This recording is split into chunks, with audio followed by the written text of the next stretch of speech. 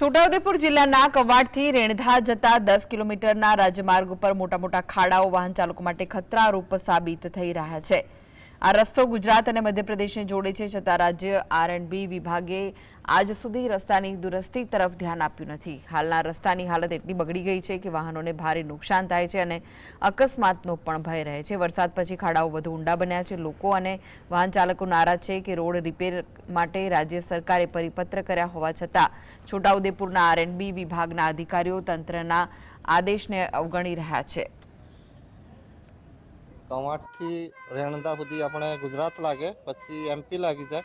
આખો રસ્તો ખરાબ છે ને વચમાં નવાલદા છે ને એમાં પાઇપલાઇન જાય છે ને એમાં આખો ખાડો પડી ગયેલો છે, એટલે જે હેવી વજનવાળી ગાડી જાય છે ને એ તો મુશ્કેલ છે। એમાં વિકાસ આ બાજુ બહુ બેકવર્ડ ઇલાકામાં બહુ ઓછો કર્યો છે।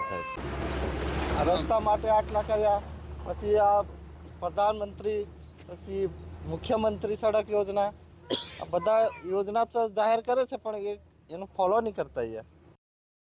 છોટાઉદેપુર જિલ્લાના કવાડથી રેણદા સુધીનો જે રસ્તો છે તે 15 કિલોમીટરનો છે। આપ તસવીરોમાં જોઈ રહ્યા છો, આ મધ્યપ્રદેશ અને છોટાઉદેપુર જિલ્લાને જોડતો રસ્તો છે। આ રસ્તાની હાલત બિસ્માર છે। આખો રસ્તો તૂટી ગયો છે। સ્ટેટ આર&બી વિભાગનો રસ્તો છે, પરંતુ સ્ટેટ આર&બી વિભાગના અધિકારીઓ આ રસ્તાની મરામત કરાવતા નથી। 10 વર્ષથી આ રસ્તો બનતો નથી।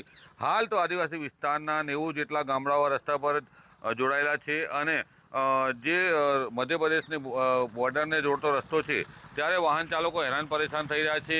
આદિવાસી વિસ્તારના ગામડાઓને જોડતો રસ્તો છે ને મધ્યપ્રદેશને જોડતો રસ્તો છે, ત્યારે સ્ટેટ આર&બી વિભાગના અધિકારીઓ રસ્તો ક્યારે બનાવશે તે તો જોવાનું રહ્યું, પરંતુ હાલ તો વાહન ચાલકો હેરાન પરેશાન થઈ રહ્યા છે। રસ્તામાં મોટા મોટા ખાડા છે, વાહનો તેના કારણે પસાર થાય ત્યારે વાહનોને નુકસાન થાય છે।